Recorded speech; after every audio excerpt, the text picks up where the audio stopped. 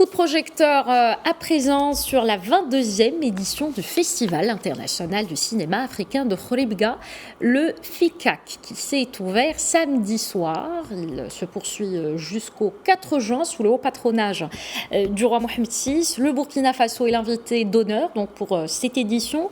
En juin depuis Khouribga, justement, notre envoyé spécial, Ilham Barada, bonsoir. Bonsoir Manel. Comment ça se passe d'abord à Khouribga?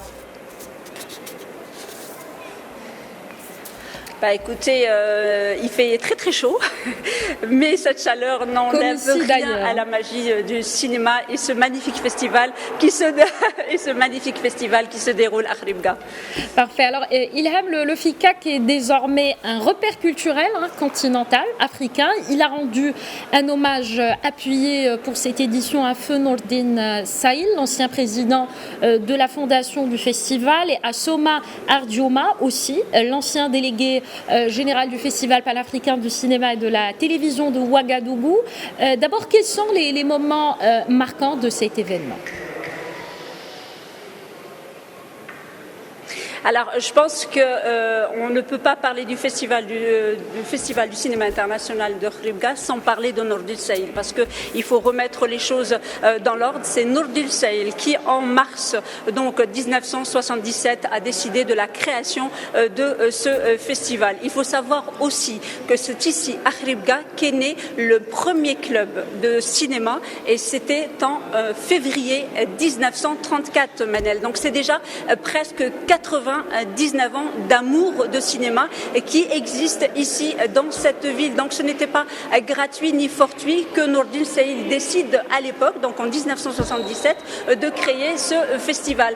Vous savez, en parlant de Nordine Saïl, j'ai la chair de poule parce que les témoignages étaient très importants.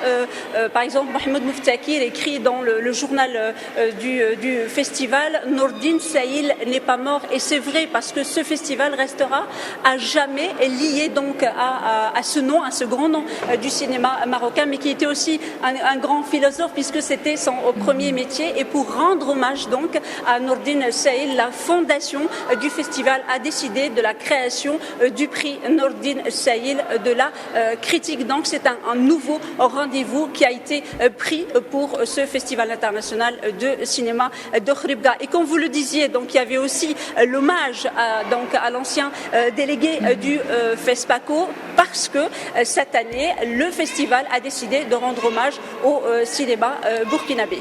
Et justement, le cinéma burkinabé Ilham est l'invité d'honneur donc, de cette édition. Qu'est-ce que vous pouvez nous dire sur ce choix? Le FICAC rend hommage cette année au film documentaire en y consacrant aussi une compétition dédiée, outre la compétition des films fiction. Pourquoi le film documentaire Ilham?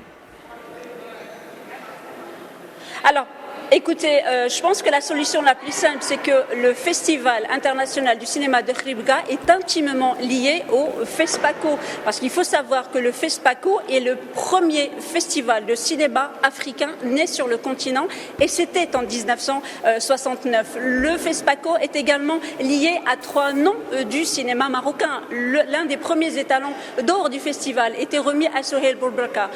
Mohamed Mouftaki est en compétition cette année, a lui aussi reçu un étalon d'or donc au FESPACO. Hicham Ayouch également. Donc les liens sont énormes entre ces deux pays, et donc c'est demain ici à 17h30 que donc des responsables donc du Burkina Faso, mais également le délégué actuel du FESPACO et ses collaborateurs sont ici justement pour présenter ce cinéma qui est riche, qui a permis justement le rayonnement du cinéma africain. Et sachez Manel que le grand prix du jury de Cannes en 1990, c'est un Burkinabé qui l'avait remporté, en l'occurrence Idriss Ouadrouaga, pour son film Tilei. Donc le lien entre Khouribga et le FESPACO sont très importants, et il était tout à fait normal et naturel de rendre hommage à ce riche cinéma du continent africain. D'accord, merci de ce rappel Ilham. Maintenant, côté compétition, on sait que 13 films